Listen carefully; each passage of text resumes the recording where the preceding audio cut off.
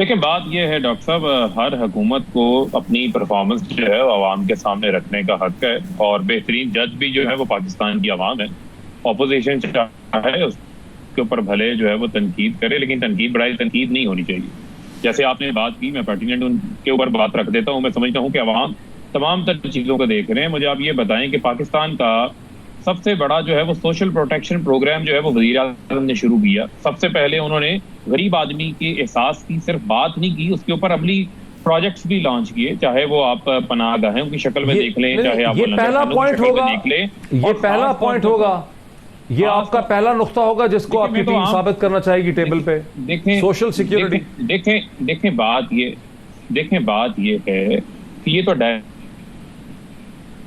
Linked है ना पाकिस्तान के आम आदमी के साथ। ठीक है, बहुत सारे और पॉइंट्स इसके अंदर आ सकते हैं, लेकिन आपने जो मेरे से पूछी बात वो मैं आपके सामने रख रहा हूँ। यकीनन उसके ऊपर उसको फ्रेज आउट करके चीजों को सामने लेकर आएंगे, लेकिन जो मैं समझता हूँ कि हमारी हुकूमत की अच्छी चीजें हैं जो हमें कम्युनिकेट होनी चाहिए, वो मैं आपके सामने रख रहा हूँ। अब मुझे बताएं कि कोरोना की सूरत हाल के दौरान 23 मार्च को लॉकडाउन होता है, 9 अप्रैल को पूरी दुनिया के अंदर इतना बड़ा कैश स्टिमुलस डिस्ट्रीब्यूशन प्रोग्राम नहीं शुरू होता जो पाकिस्तान शुरू करता है। कि आज जो है वो आपके 1,25,00,000 खानदानों के अंदर हुकूमत 150 अरब रुपया कैश तकसीम कर चुकी है, जिसमें से 40 लाख लोग सिर्फ सिंध के अंदर उससे जो है वो मुस्तफीद हुए हैं। दूसरी बात जो आप कह रहे हैं इकोनॉमिक महाज के ऊपर, मुझे बताएं आप, पाकिस्तान को ये वर्ज ऑफ डिफॉल्ट के ऊपर छोड़ के गए थे। ये मैं नहीं कह रहा, ये IMF कहता है कि पाकिस्तान के इदारों की जो बुरी हालत ये करके गए थे। हमारा करंट अकाउंट डेफिसिट आप देख लें, हमारे मुल्क के जो फॉरेन रिजर्व थे 7 अरब डॉलर, जो मिफ्ता इस्माइल कहते हैं, जो इनके साबका वजीर खजाना है, वो कहते हैं इसहाक डार ने फिक्टिशियस डॉलर की कीमत को मेंटेन करने के लिए जो है वो मार्केट के अंदर डाल दिए थे पकड़ के।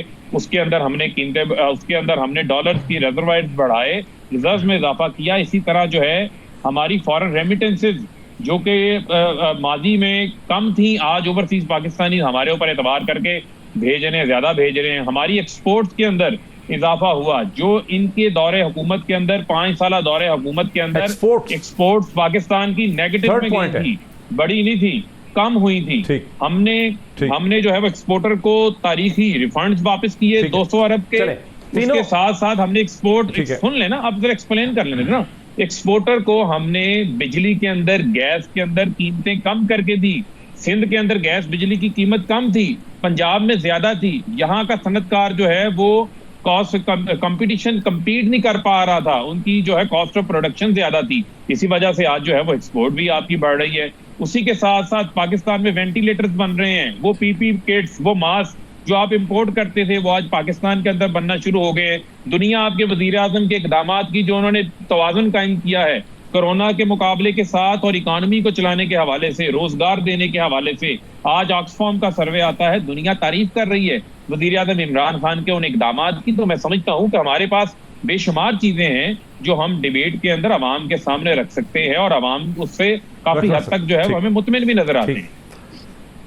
अब मेरे साथ रुकिए जी, मोहम्मद जुबैर साहब, ये तो चौथा पॉइंट होगा। ठीक, अब देखिए बड़ा इंटरेस्टिंग है, बड़ा इंटरेस्टिंग है, इसको फ्रेज आउट कर लेंगे। इसको हबीब साहब कम से कम समझते हैं कि ये 3 के फ्रेज आउट किया जा सकता ठीक है। लेकिन मैं कुछ और एक्सपेक्ट कर रहा था, लेकिन पाकिस्तान की सबसे बड़ा मंसूबा दिया मीर भाषा dam, Mohammad dam, Dasu dam, ये लगाते थे कोयले के बिजली घर, अब आने दीजिए ना, बिजली घर ये लगाते थे। मैं कोशिश कर रहा हूँ कि पॉइंट बाय पॉइंट हो जाए, पॉइंट हो जाए बात जरा। मैं कह रहा हूँ पॉइंट, जी जुबैर साहब 3-4 इश्यूज उन्होंने रेज किए, मैं कुछ और एक्सपेक्ट कर रहा था वैसे। जी पहले तो सबसे इंपॉर्टेंट मईशत के हवाले से सबसे ज्यादा इंपॉर्टेंट चीजें क्या होती हैं, एक आम आदमी के पॉइंट से गुर्बत क्या उसमें इजाफा हुआ, और बेइंतहा, मैं कोविड से पहले के स्टैटिस्टिक्स बता रहा हूं, और मैं प्लानिंग मिनिस्ट्री के बता रहा हूं, मिनिस्ट्री ऑफ प्लानिंग के मार्च 2020 में जो पेपर्स रिलीज हुए थे, और ये फैसल वाडा के पास भी पड़े हुए, आप फैसल वाडा से भी पूछ लीजिएगा, और वो प्राइम मिनिस्टर को सबमिट होते। गुर्बत में बेइंतहा इजाफा, अनएम्प्लॉयमेंट में बेइंतहा इजाफा, महंगाई में बेइंतहा इजाफा, ग्रोथ में रिकॉर्ड पाकिस्तान की तारीख में nose dive from 5.56% to 1.9%। Fiscal deficit Pakistan की तारीख में पिछले 40 साल में पहले फिस्कल ईयर के एंड में 8.9%, दूसरा जो फिस्कल ईयर अभी खत्म हुआ वो तकरीबन 10% होगी जब वो फाइनल स्टैटिस्टिक्स आएंगे। 9% तो खुद ये कह रहे हैं, और अगले साल का खुद ये 9% से ज़्यादा कह रहे हैं। रेवेन्यू ग्रोथ तकरीबन फ्लैट है पिछले 2 साल में, जो 22 साल में पहली दफ़ा फ्लैट हुई है, and that's the focal point.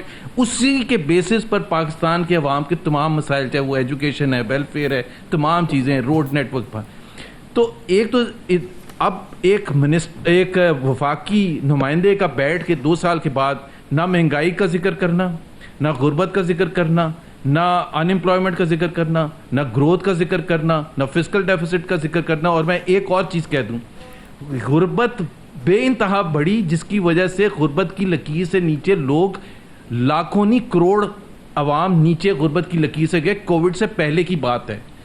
तो जब आप पहले धकेल रहे हैं गुर्बत की लकीर से नीचे और फिर कह रहे हैं एहसास प्रोग्राम में इतना बढ़ा दिया, हुकूमतों का काम होता है गुर्बत की लकीर से नीचे से उठा के ऊपर लेके आना, उनके लिए रोजगार मुहैया करना, फैक्ट्रियां खोलना, इंडस्ट्रीज खोलना। और लास्टली जो भाषा डैम है भाई साहब, 126 बिलियन रुपए की जमीन PMLN के वक्त में खरीदी गई थी। वर्ल्ड बैंक के साथ मुआहदा PMLN के जमाने में किया गया था, उसका इफ्तिताई तकरीब PMLN के जमाने में की गई थी। सो आपने ये जो कहा कि 40 साल में पहली दफा ख्याल आया, अगर जमीन कब ली है आप बता देना। 126 बिलियन खर्च कर दिए, 126 बिलियन वो कब ली थी भाषा डैम की?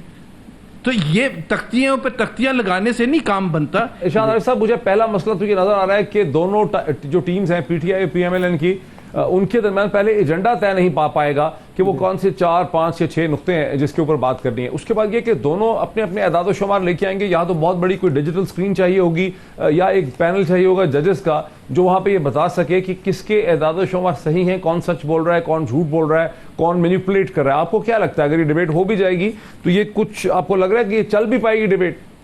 नहीं, मैंने तो अर्ज़ की थी, तो ज़ुबैर साहब कह रहे हैं कि ये कैसे कह रहे हैं। मैंने कहा था ये पहले तो TOR जो है ना, ये तय नहीं हो पाएंगे। TORs पे ही इतना लंबी डिबेट होगी कि तय नहीं होगा कि जी किस तरह से करना है, क्या करना है, किन पॉइंट्स पर करना है। दूसरा, जजेस का होना बड़ा ज़रूरी है ताकि वो कोई फ़ैसला तो हो ना कि कौन सच बोल रहा है, कौन आदाद शुमार में फोर्जरी कर रहा है, ये किसका जजेस की सिलेक्शन कैसे होगी? जजों की सिलेक्शन एक मसला होगा इस मुल्क में, तो हमारे लिए बड़ा मुश्किल हो जाता है। इलेक्शन के मौके पर वज़ीर आला, वज़ीर आज़म का इंतखाब 2 जमातें नहीं कर पाती, तो ये जजेस का इंतखाब एक बहुत बड़ा मसला होगा। तो इसलिए मैंने कहा था, लेकिन ज़ुबैर साहब पुरुम्मीद हैं कि नहीं, ये हो जाएगा और डिबेट होगी।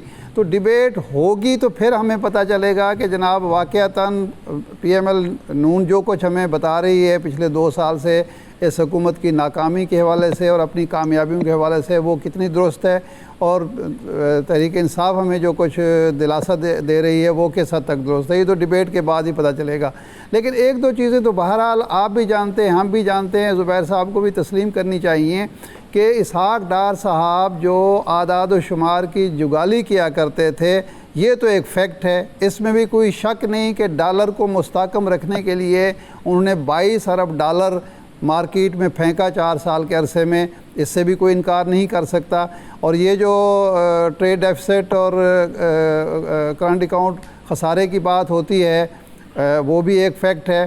तो इसलिए अभी इस हुकूमत के हैं 2 साल, उस हुकूमत के हैं 5 साल, तो एक चीज़। और उससे पहले 2 दफ़ा की हुकूमतें मिल चुकी हैं, जो उनको तजर्बा हासिल था, जो उनको ब्यूरोक्रेसी का एतमाद हासिल था, मौजूदा हुकूमत को हासिल नहीं है। लेकिन इस बात से बहरहाल मैं इत्तेफाक करता हूँ कि मौजूदा हुकूमत ने 22 माह के अरसे में जो बुनियादी नौइयत की इस्लाहात करनी थी, असल मसला पानी मरता है यहाँ, जो इमरान खान ने दावे किए थे, जो इस्लाहात करनी थी, उसमें वो पूरी तरह से कामयाब नहीं हुई। वजूहात इमरान खान जानते होंगे या उनके साथी जानते होंगे। जी देखें, 3 बुनियादी तरीके होते हैं कोई भी हुकूमत की परफॉर्मेंस को इवैल्यूएट करने के लिए।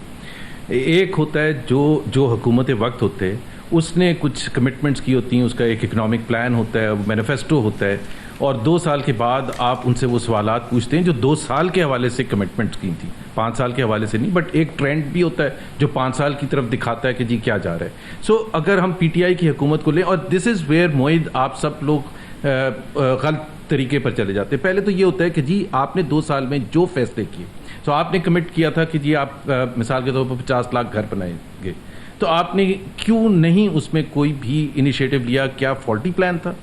और क्लियरली फॉल्टी प्लान था। 1 करोड़ नौकरियां, 6% growth rate, 8,000 billion tax revenue 2 साल में इकट्ठा कर लेंगे, आधे पर हम खड़े हैं। और ये जुलाई 9, 2018 को इकोनॉमिक प्लान दिया गया था, knowing fully well all the conditions जो पाकिस्तान में उस वक्त थी। और अगर नहीं पता था तो वो भी इन्हीं का कसूर है, because important national assembly and senate committees में मौजूद थे, असद उमर भी थे, आरिफ अलवी भी थे, शफकत महमूद भी थे, कोई इंफॉर्मेशन, कोई भी ढकी छुपी नहीं थी।